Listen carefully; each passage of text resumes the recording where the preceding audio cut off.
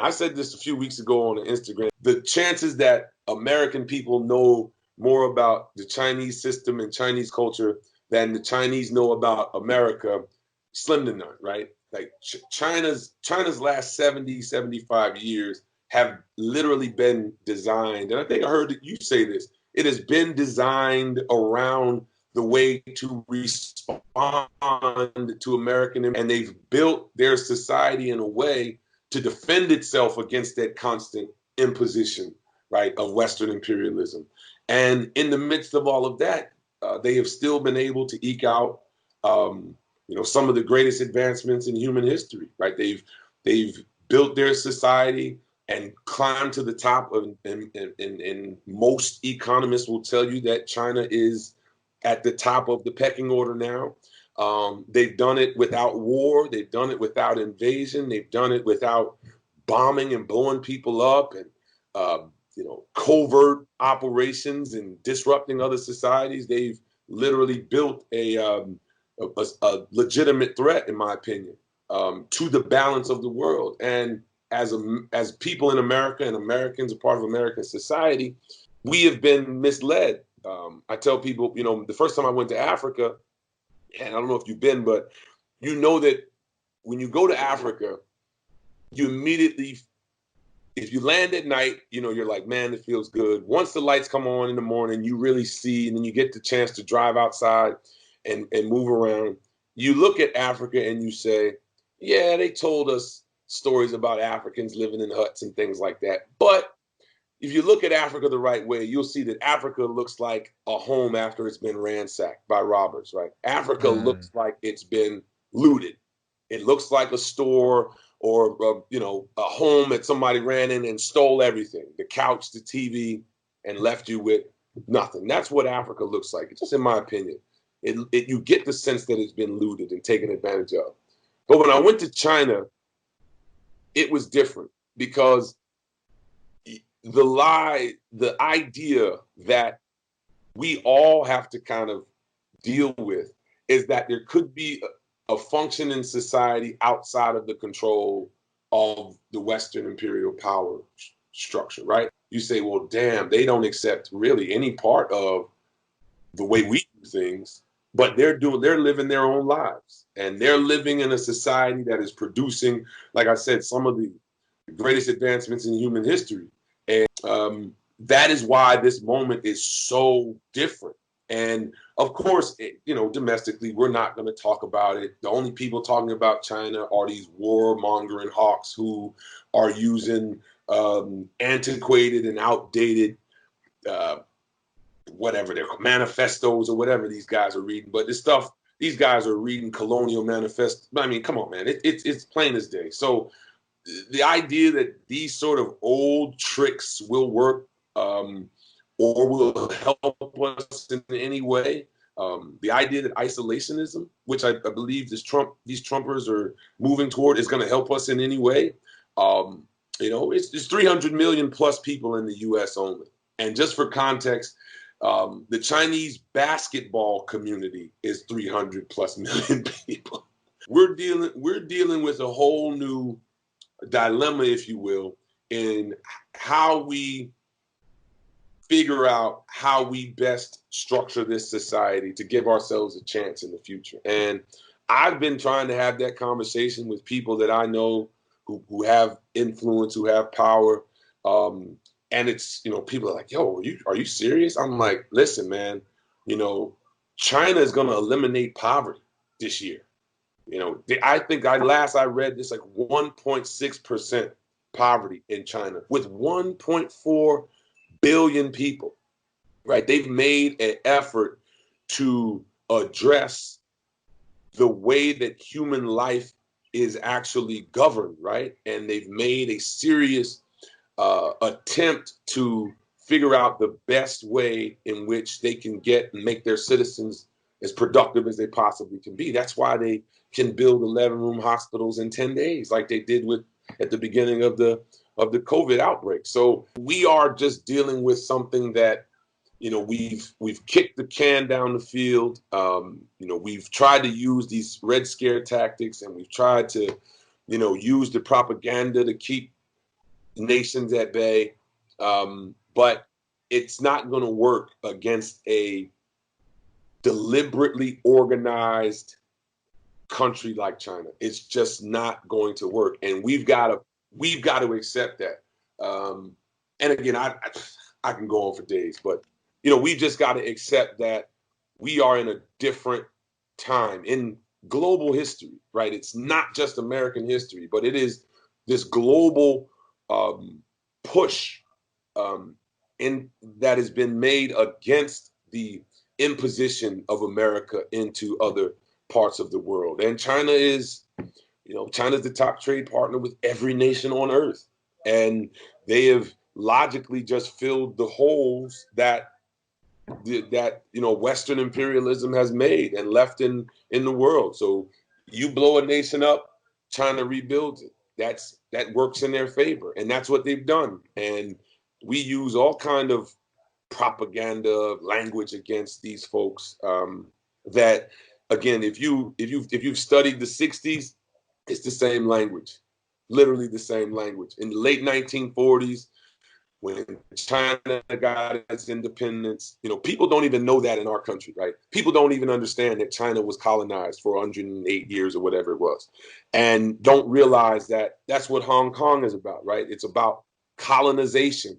And when Daryl Morey he was with the Houston Rockets or whatever, he made a comment Yes, about yes. Hong Kong earlier in the year, and I was like, "Yo, man, you're not gonna do this." And I got on the phone with a bunch of NBA guys. I was like, "Yo, don't let them pull you into this bullshit, because it's the Iraq War, weapons of mass destruction type propaganda And again." we see it again with the jerseys, right? The idea that Black Lives Matter is going to be on the jerseys. Why not? We had the racist senators, Josh Hawley, Right, Tom Cotton, these guys talking about how why isn't free Hong Kong on the jerseys? And it's the same thing. And then you had other folks who may not even align with them saying, well, this is about free speech. And so, of course, all of it should be on the table, and the right, NBA shouldn't be regulating either, one or the other. I'm going to say it outright. I believe that if the NBA is on the right side of history, especially its players, because I think the players are the workers right, in the NBA, if they're on the right side of history, then they would, as you did, say, no, we're not going to support a movement that's undermining an entire country at the right, behest of the United States. That's just not right, what principled workers, what principled right, people do. right, right. Absolutely, and that's obviously China has changed its foreign policy. I've witnessed in the last probably 2 years, I would say, that their foreign diplomats have become a lot more outspoken. They are swiftly rebutting the propaganda. They're making this consistent effort to continue to shine the light on the truth, and push people toward logical understanding. And for our society, again, man, it's just we've got to figure out a way to get out of this. I tell people all the time, I encourage people to vote locally. Just find out who the DA is going to be, who the sheriff is going to be, find out their politics. If you can contribute to making sure that someone is in there that's on the right side of justice, is on the right side of right for the people, you can have an impact voting locally. But what our political national politics have turned into, I can't even take serious people who mention Hong Kong, right? If you talk about Hong Kong, and if you talk about China and human rights violations, and maybe I've got to get better at this, but I've got to figure out a way to at least let people finish their sentence. Because once I hear that, I'm like, dude, I'm not going down this road with you, right? You can't point me to any factual data that can support the claims that you're making. I study history. I try to keep myself and involve myself around historical context. Again, like I said, if you study China, particularly late in the colonial period, the late 1940s, man, they were able to organize themselves around the idea that they'll never be dominated and controlled again, right? That's what the 100 Years of Shame is about. And the idea that this is sort of a political ideology that they teach their children about the period of time, the 108 years in China's history, the 100 or so years of history, that China worked to the benefit of other people. And China was controlled by other people other than the Chinese. And that idea of someone else controlling China, losing its sovereignty, and then ultimately losing the connection with its past, with its illustrious thousands of years of history, is something, again, politically that they've organized their society around. And we have to be able to understand what we're facing. Because as long as we continue down this road where we're going to say, well, we're going to just be what we've always been, it's not going to work anymore. Simply because, again, there's outside pressure now for America to not be what it's always been, right? So if you've got a country that is getting ready to eliminate poverty, has lifted up 600 plus million people out of poverty, a country that is educating its people ridiculously, a country that's heading toward a life expectancy of 80. They've raised China has lifted their literacy rates unprecedented in the last 40, 50 years. If you're facing a society like that and you continue to say, well, we're going to do things our way, where we're locking people up, we are undereducating, miseducating, we're using propaganda in the place of real journalism.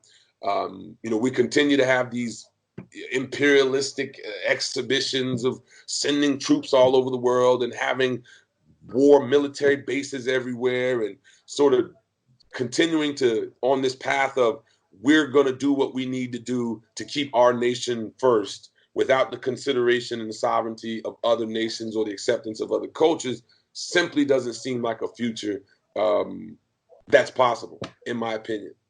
Because recently you can see that the European Union is questioning nations like Germany, are saying, hey, man, France is like, hey, we got to do what we have to do for us. And they're not necessarily bending and to the will of America. And again, it comes back to fundamentally our ability to change. We've got to change course right now. Mm-hmm. You brought up so much there, and we're going to, now we're in a period where, as you said, the mask and the veil has been completely stripped off, both on the world stage with China leading the world, as well as other countries alongside it, leading the world in a different direction, a more multipolar direction, a direction that seeks economic and political independence, that seeks power in a peaceful way, whatever the contradictions. And then you have the United States on a decline and seeking to drag the world along with it. Right. So these black figureheads being placed, and it's always the question of who's doing the placement, right? Is it the will of the people in the communities putting these people or voting these people in, or are they being specifically handpicked because they can, at the surface or on face value, pretend to represent the interests and the ideas of what marginalized black communities feel in this country, or are they just a face representing the corporate interests, right? The political and economic elites of this society. So, that idea of people being placed, I think, is very telling, right? People have to control the institutions that which they govern, right? I think, or that govern them. And the institutions that govern people have to be organized around the best interest of those people. And if you just think about our history, we have never been organized that way, right? This nation has always needed somebody to step on to feel good about itself, always needed to subjugate other people to feel good about itself. The language being used is very clear. It's some nerd stuff, and I know people don't listen to when someone like Pompeo gives a speech or the Attorney General gives a speech. But if you listen to the language that they're using, it's very clear. It is imperial language, and it is, again, language that is detrimental to the health of this society that's already in deep decline. Yes, very, very well said.